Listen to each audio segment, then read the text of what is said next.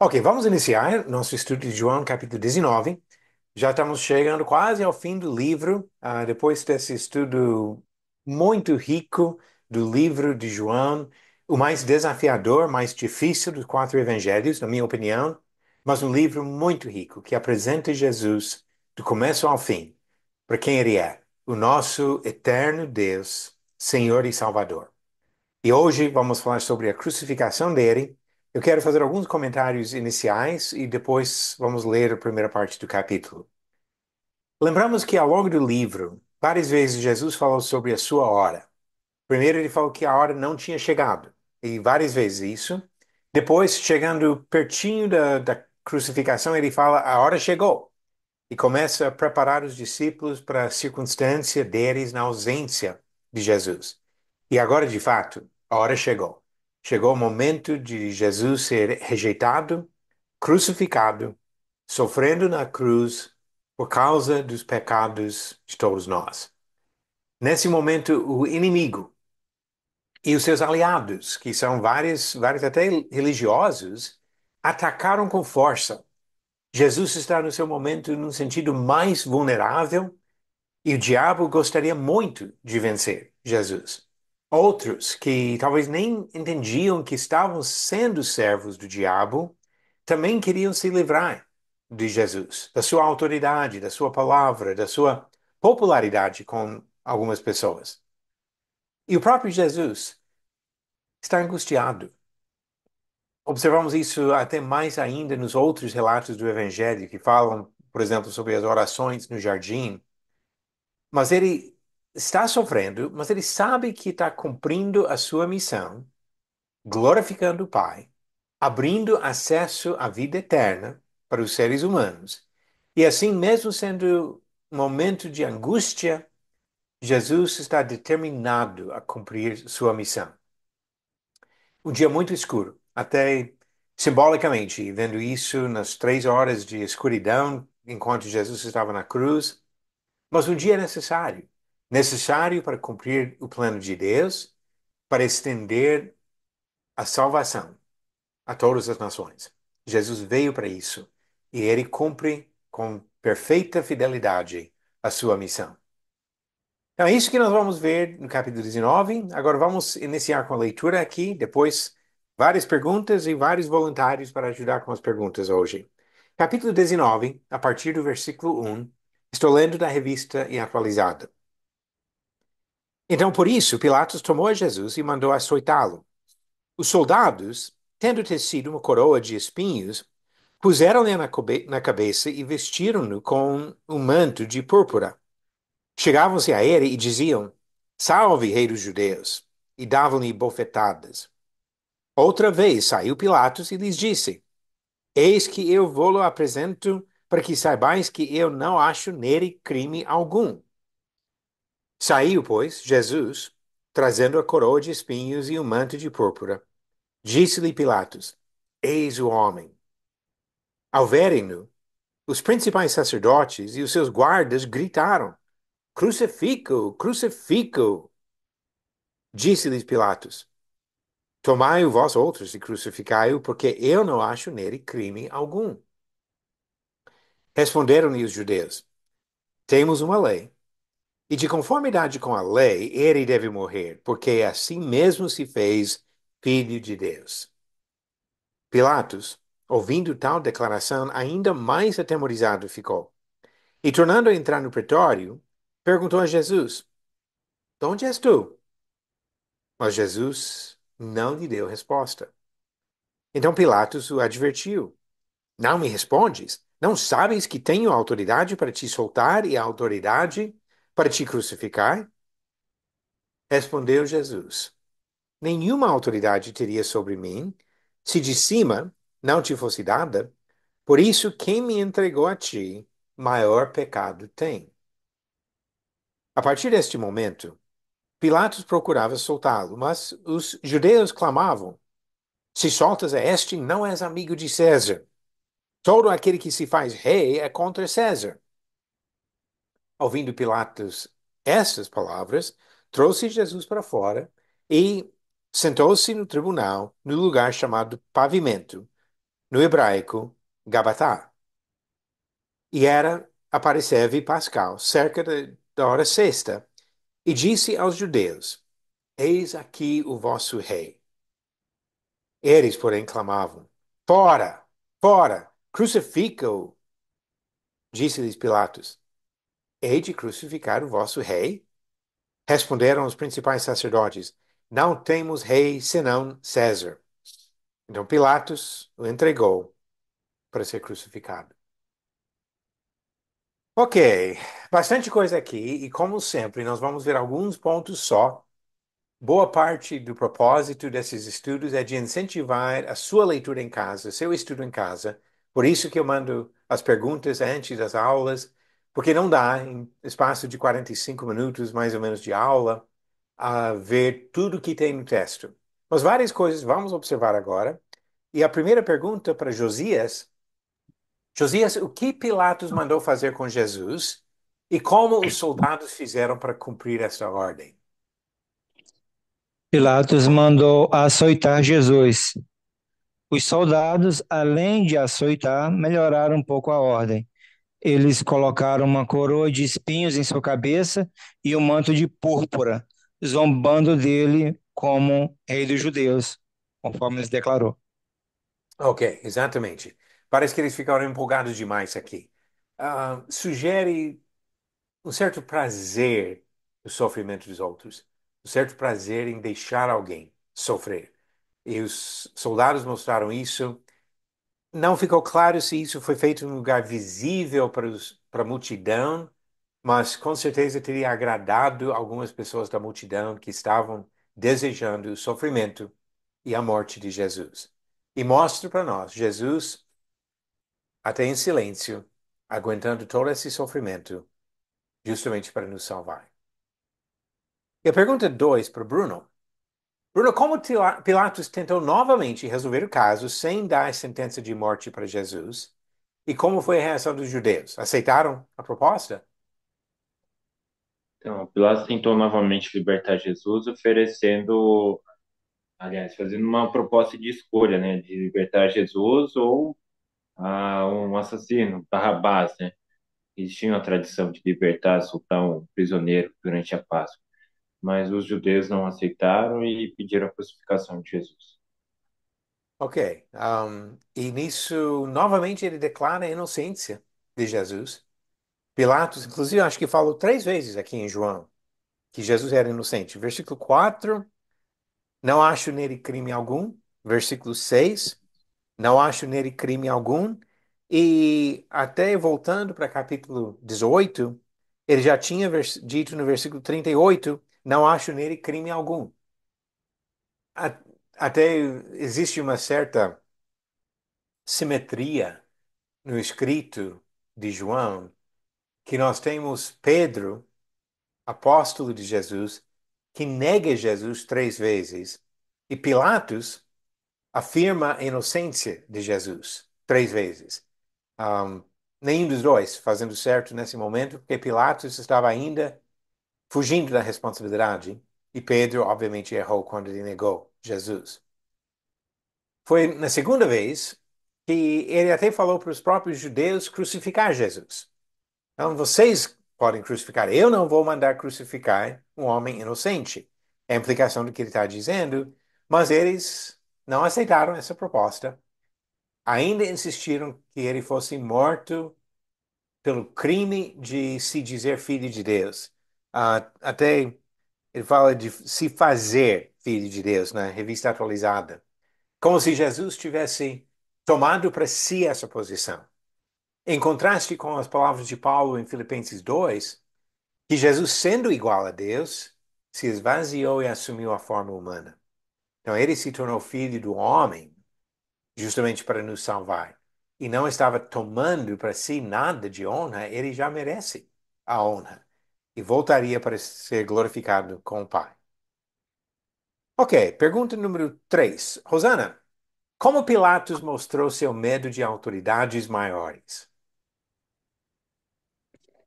Pilatos queria soltar Jesus, mas ele percebeu que os judeus estavam determinados a condená-lo. duas passagens, o versículo 12 e o 15, a gente percebe que amedrontou, as palavras dos judeus amedrontou a Pilatos, quando eles dizem, né, que se soltas a este, não és amigo de César. Todo aquele que se faz rei é contra César. E lá no versículo 15, eles, porém, clamavam fora, na verdade, ele disse: Hei de crucificar o vosso rei, e aí eles responderam: Não temos rei senão César. Então, ele temeu César, ele percebeu que ele estava debaixo da autoridade de César, e o povo estava incitando a ele, dizendo que Jesus queria ser rei, tomar o lugar de César. Ok, e realmente fica bem claro essa questão sobre César. Deixa eu voltar um pouquinho antes disso, Rosana, e mencionar uma parte que não ficou perfeitamente claro o motivo do medo dele, mas no versículo 7 e 8 diz: Responderam-lhe os judeus: Temos uma lei, de conformidade com a lei, ele deve morrer, porque assim mesmo se fez filho de Deus. Pilatos, ouvindo tal declaração, ainda mais atemorizado ficou. Aí eu fiquei um pouco na dúvida sobre o que causou essa reação dele. Se o ponto é que eles falaram da nossa lei e Pilatos sabia que era a lei de Deus que eles estavam se referindo, como se teria uma autoridade maior ainda na lei divina, ou, até eu acho mais provável, é por causa dessa afirmação de ele ser filho de Deus. E Pilatos, de repente, pensando: será que eu estou julgando o Filho de Deus? Tanto que ele entra e pergunta novamente para Jesus: de onde vem? Como se estivesse realmente cogitando a possibilidade que Jesus fosse de fato o Filho de Deus. Aí, quando Jesus falou da autoridade que vem do céu, novamente Pilatos procurou soltar Jesus. Porque inicialmente ele falou: eu tenho autoridade para crucificar você. E Jesus falou: a única autoridade que você tem recebeu de cima. E Jesus, já como filho de Deus lá de cima, isso também foi motivo de medo. E o terceiro caso, o que você também explicou, Rosana, a questão de César, o imperador. Você vai contrariar o próprio imperador. E sabe que isso não vai dar certo para você. E foi a segunda vez que eles falaram sobre isso, que ele rendeu. Entregou Jesus para ser crucificado. Sacrificou Jesus ao invés de sofrer uma derrota política e ser condenado pelo próprio imperador.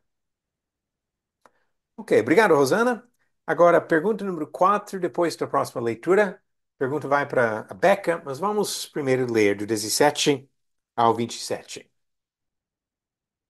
Tomaram eles, pois, a Jesus, e ele próprio, carregando a sua cruz, saiu para o lugar chamado Calvário, Gólgota, em hebraico, onde o crucificaram, e com ele outros dois, um de cada lado, e Jesus no meio. Pilatos escreveu também um título e o colocou no cimo da cruz. O que estava escrito era: Jesus Nazareno, o Rei dos Judeus. Muitos judeus leram este título, porque o lugar em que Jesus fora crucificado era perto da cidade, e estava escrito em hebraico, latim e grego. Os principais sacerdotes diziam a Pilatos: Não escrevas Rei dos Judeus, e sim que ele disse: Sou o Rei dos Judeus. Respondeu Pilatos: O que escrevi, escrevi. Os soldados, pois, quando crucificaram Jesus, tomaram-lhe as vestes e fizeram 4 partes, para cada soldado uma parte, e pegaram também a túnica. A túnica, porém, era sem costura, toda tecida de alto a baixo. Disseram, pois, uns aos outros: Não a rasguemos, mas lancemos sorte sobre ela, para ver a quem caberá. Para se cumprir a escritura, repartiram entre si as minhas vestes, e sobre a minha túnica lançaram sortes. Assim, pois, o fizeram os soldados. E junto à cruz estavam a mãe de Jesus e a irmã dela, e Maria, mulher de Clopas, e Maria Madalena. Vendo Jesus sua mãe, e junto a ela o discípulo amado, disse: Mulher, eis aí teu filho.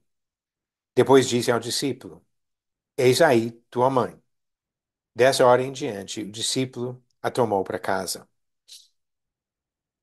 Ok, sobre esses versículos aqui, a próxima pergunta, número 4 para Beca.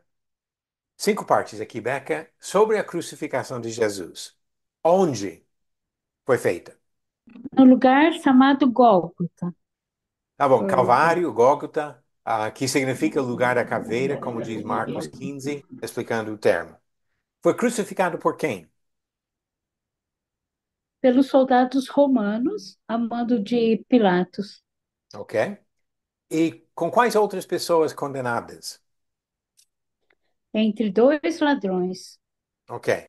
Dois outros que Lucas chama de malfeitores e Marcos chama de ladrões. Qual foi o título que Pilatos colocou na cruz? Jesus Nazareno, o rei dos judeus. Ok. E qual alteração nesse título foi solicitado pelos judeus? Eles pediram que fosse escrito: Ele disse, eu sou o rei dos judeus, mas Pilatos não quis mudar. Exatamente. Pilatos não mudou o que tinha escrito, mas eles queriam que fosse só uma alegação de Jesus e não uma afirmação simples, como Pilatos fez. Ok, obrigado, Becca. Agora, Léo, pergunta número 5. O que foi feito com a túnica de Jesus? Que importância tem esse fato? A túnica de Jesus foi sorteada e a importância foi que ele cumpriu o que as escrituras disseram. Ok, exatamente. Eles não rasgaram para dividir, mas nisso cumpriram a profecia de Salmo 22, versículo 18. É uma coisa que observamos várias profecias cumpridas, especialmente quando juntamos os diversos relatos que tem da morte de Jesus. E pergunta número 6, Benita, quais mulheres estavam perto da cruz quando Jesus foi crucificado? A mãe de Jesus, a irmã dela, Maria, mulher de Clopas e Maria Magdalena. Ok, exatamente. 4 mulheres citadas aqui, 3 delas com o nome de Maria. Eu acho que tem alguma coisa nisso com algumas estrelas que as pessoas olham e chamam de 3 Marias. Um, mas aqui, 3 Marias, mais a irmã de Maria, não sabemos o nome dela. E pergunta número 7, Emerson, como Jesus mostrou cuidado pela mãe antes de morrer e quem cuidou dela? Boa noite. Boa Ele noite. deixou seu discípulo amado em seu lugar, em seu lugar de filho, né? Seu discípulo João, que também cuidou dela, foi o próprio autor do livro. Ok, exatamente. E assim cuidou dela, eu concordo com você. Vamos comentar um pouco mais sobre essa questão de ser João depois. Mas uma coisa que eu acho interessante aqui é uma prioridade que Jesus dá. Jesus tem 4 irmãos homens, mas ele não falou para um deles cuidar da mãe. Jesus, como primogênito, seria responsável se de fato o pai já havia morrido, e tudo indica que sim. Então Jesus seria o responsável pela mãe. Agora que ele está morrendo, o normal seria passar essa responsabilidade para o próximo irmão carnal. Jesus não fez isso. Ele colocou a família espiritual acima da família carnal, confiou na família espiritual mais do que na família carnal. Ainda bem que depois os irmãos de Jesus vão ser mencionados entre os discípulos, em capítulo 1 de Atos, mas, por enquanto, parece que os irmãos de Jesus ainda não são crentes e Jesus passa essa responsabilidade para o próprio João. Ok. Continuando a leitura, a partir do versículo 28 aqui. Depois, vendo Jesus que tudo já estava consumado, para se cumprir a escritura, disse: Tenho sede. Estava ali um vaso cheio de vinagre. Embeberam de vinagre uma esponja e, fixando-a num caniço de isopo, lá chegaram à boca. Quando, pois, Jesus tomou o vinagre, disse: Está consumado. E, inclinando a cabeça, rendeu o espírito.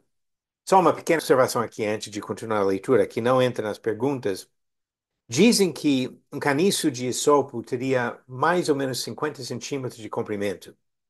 E se eles conseguiram colocar essa esponja e levantar para Jesus numa coisa de 50 centímetros, sugere que a cruz não era muito alta, que ele não estava muito acima das pessoas, mas que os pés dele talvez estariam mais ou menos na altura da cintura de uma pessoa passando.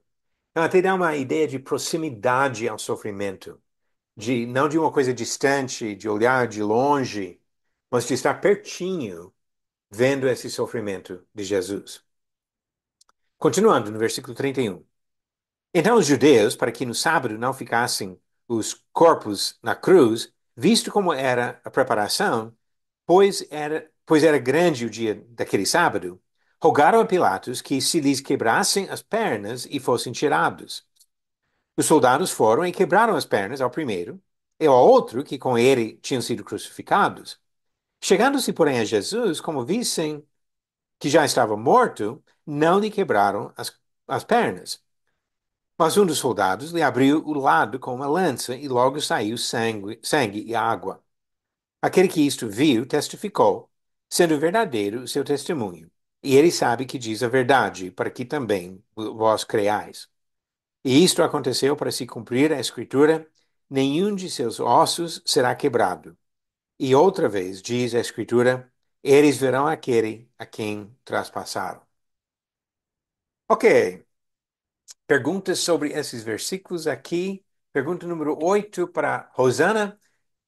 Qual pedido foi feito por Jesus e como foi atendido? Jesus pediu água, ele teve sede, então pegaram um caniço e apresentaram para ele vinagre, mas ele não bebeu.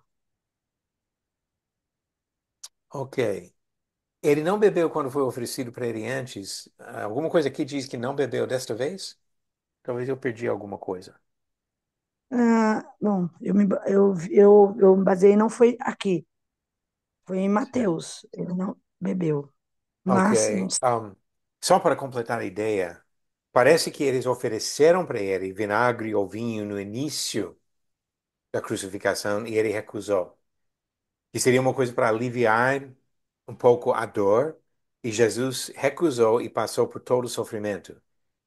Aqui que ele fala de sede, acredito que ele aceitou desta vez, e nesse caso daria para ele condições de falar, porque ficaria muito seca a boca. Até dizem que a crucificação tinha muito esse efeito de criar sede. Dá para imaginar. Estava perdendo sangue, estava exposto talvez ao sol, e assim eles usavam isso como maneira de tentar tirar um pouco o sofrimento, aliviar um pouco a dor da pessoa. Então, a primeira vez ele recusou, dessa segunda vez parece que ele aceitou, e talvez justamente para ter voz suficiente para falar o que ele diz logo em seguida, no versículo 30, quando ele faz essa última declaração, última no relato de João. Tem mais uma declaração que talvez veio depois disso, nos outros relatos, quando ele entrega o Espírito para o Pai. Mas em João, a última coisa que ele fala, aqui no versículo 30. E a ideia de vinagre, às vezes a gente olha para isso, vinagre, que coisa ruim. Mas seria algo que foi dado justamente para aliviar o sofrimento e não uma coisa necessariamente de maldade. De uma forma, talvez Jesus dê uma oportunidade para alguém mostrar um pouquinho de gentileza, mesmo nesse momento de terrível sofrimento dele. E pergunta número 9, Léo, qual foi a última declaração de Jesus? Eu quase falei já. E o que significa? Está consumado, pois ele cumpriu o seu propósito. Ok. Está consumado, ele declarou, dizendo que ele cumpriu sua missão. Eu li anos atrás um comentário e, de fato, essa expressão está consumado é uma palavra só no grego. Eu li anos atrás, mas hoje, procurando um pouquinho em alguns comentários, não achei isso, que às vezes isso foi um grito de vitória no final de uma batalha. E se for esse caso, o caso seria de alguma forma Jesus gritando aqui, morrendo, gritando, está consumado no sentido de uma vitória. Outra coisa que eu achei interessante, não é a mesma palavra grega, porém, pode dar uma olhada em Apocalipse capítulo 21. Apocalipse capítulo 21, versículo 6. Disse-me ainda, tudo está feito. Eu sou Alfa e Ômega, o princípio e fim. Eu, a quem tem sede, darei de graça da fonte da água da vida. Então, aqui, uma afirmação do trono lá no céu, se você olhar o contexto de Apocalipse 21, dizendo essencialmente a mesma coisa. Está consumado, está cumprida a missão que foi dada. E assim, todo o plano de Deus sendo declarado como cumprido. Pergunta número 10 para Benita. Benita, por que os judeus queriam apressar a morte dos homens crucificados? Como foi feito? E por que não fizeram isso com Jesus? Um, eles fez isso porque no sábado os corpos não podiam ficar na cruz. E eles, o jeito que fazer isso é eles quebraram as pernas dos ladrões e não fez com Jesus porque ele já estava morto. Ok, exatamente. Não quebraram, inclusive depois fala que mais uma profecia sendo cumprida, os ossos dele ficaram intactos, não quebraram as pernas como tinham feito com os outros dois. Ok, terminando a leitura aqui do versículo 38 ao 42. Ok, do 38 ao 42, ao finalzinho aqui do livro, do capítulo. Depois disto, José de Arimateia, que era discípulo de Jesus, ainda que ocultamente pelo receio que tinha dos judeus, rogou a Pilatos lhe permitisse tirar o corpo de Jesus. Pilatos lhe permitiu. Então foi José de Arimateia e retirou o corpo de Jesus. E também Nicodemos, aquele que anteriormente viera ter com Jesus à noite, foi levando cerca de 100 libras de um composto de mirra e aloés. Tomaram, pois, o corpo de Jesus e o envolveram em lençóis com os aromas, como é de uso entre os judeus na preparação para o sepulcro. No lugar onde Jesus fora crucificado havia um jardim, e neste um sepulcro novo, no qual ninguém tinha sido ainda posto. Ali, pois, por causa da preparação dos judeus e por estar perto do túmulo, depositaram o corpo de Jesus. Ok, pergunta 11. Becca, quem sepultou Jesus e que fato importante foi mencionado sobre o túmulo? Foi José de Arimateia e Nicodemos. E o fato importante é que o túmulo era novo, porque ninguém havia sido colocado lá antes. Ok, exatamente. Um sepulcro novo nunca usado. Parece que esses sepulcros, que seria até caro o processo de cavar na rocha, geralmente eram usados para enterrar várias pessoas, talvez famílias inteiras. E o fato que nunca foi usado antes disso tira a possibilidade de alguma confusão depois de falar que alguém entrou e olhou no lugar errado e que de fato o corpo de Jesus ainda estava. Foi o único que estava lá dentro. E agora os desafios da noite. Emerson com a pergunta número 12. A quem o autor se refere quando fala do discípulo amado e quando fala sobre aquele que viu o que fizeram com Jesus? Então, eu coloquei aqui que quando ele refere-se como discípulo amado, assim como outras vezes nós já vimos aí no livro de João, né? Ele referia-se ao próprio João, né?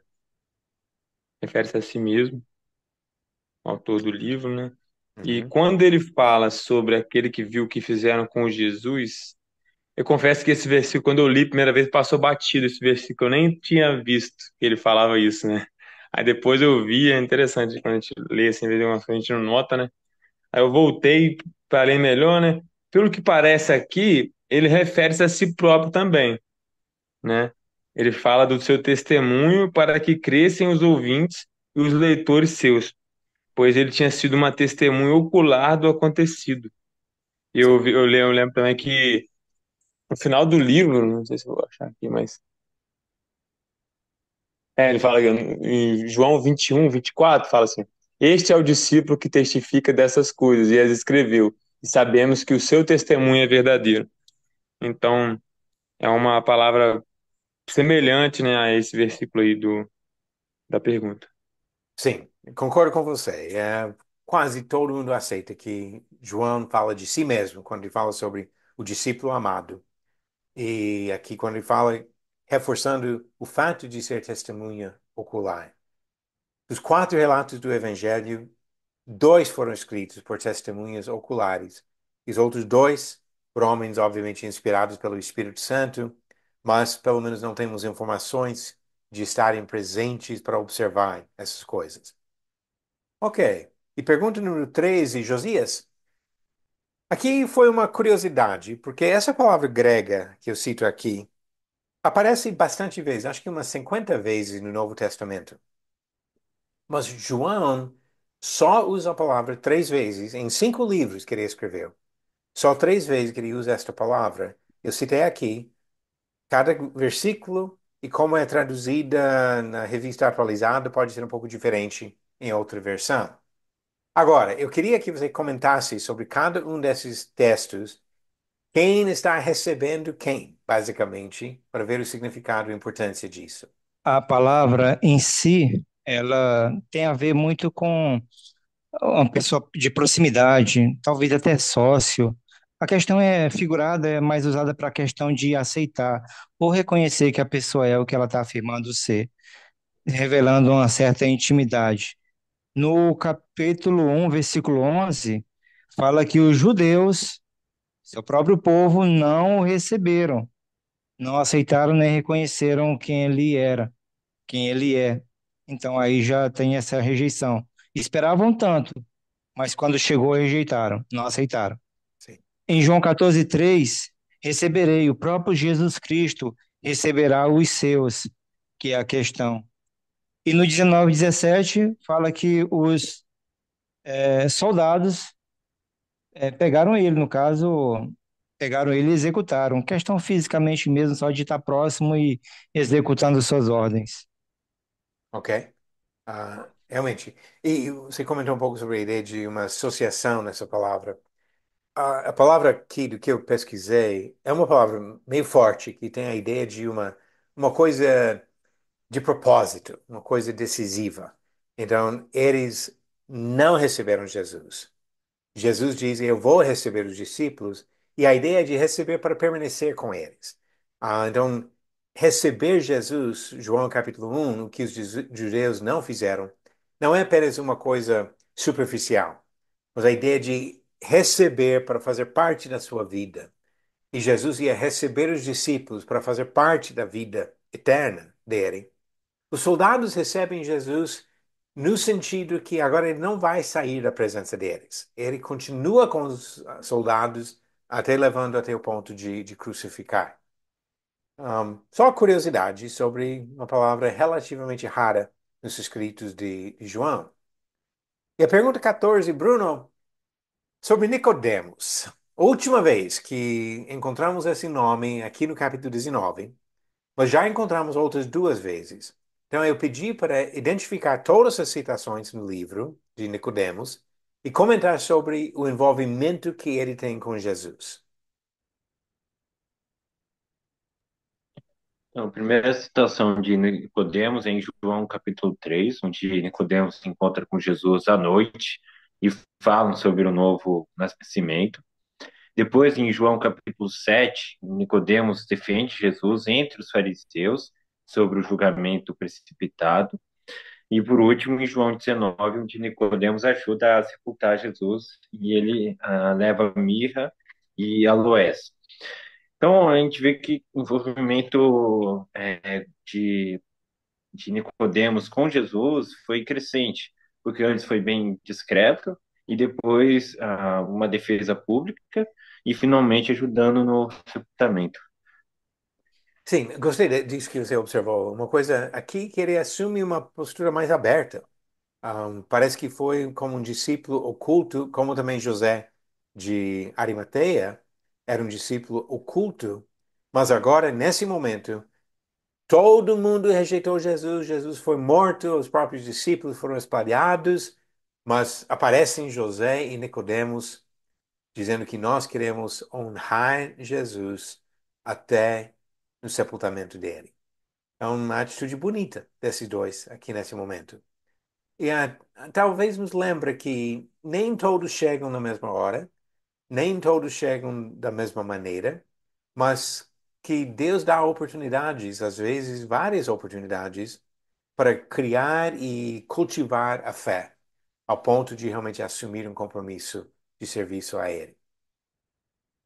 Muito bom. Agora, deixa eu dar uma olhada aqui. Eu vi que tinha alguns comentários. Eu acho que vocês já estavam se respondendo durante a aula. Um, Acho que começou com a pergunta sobre os judeus serem responsáveis. E realmente, Pedro fala isso nos comentários que ele faz, que eles, por mãos iníquas, levantaram Jesus, mataram o autor da vida. Atos capítulo 2 e capítulo 3 ele faz esses comentários. Mas em termos de fisicamente crucificar, como eles recusaram executar essa sentença, Pilatos entregou para os soldados e os soldados fisicamente fizeram isso. Agora, por trás disso, tem muitas outras pessoas, inclusive num sentido, o próprio diabo, achando que tem chance de derrubar Jesus. Graças a Deus, ele fracassou. E Jesus que é o vencedor, Jesus que vai sair do túmulo 3 dias depois, que é a nossa aula para a semana que vem, capítulo 20, sobre a ressurreição e algumas das aparições de Jesus depois da sua ressurreição. E se Deus permitir, mais 2 aulas, e nós vamos terminar nosso estudo do Evangelho de João. Capítulo 20, semana que vem, e capítulo 21, na outra aula.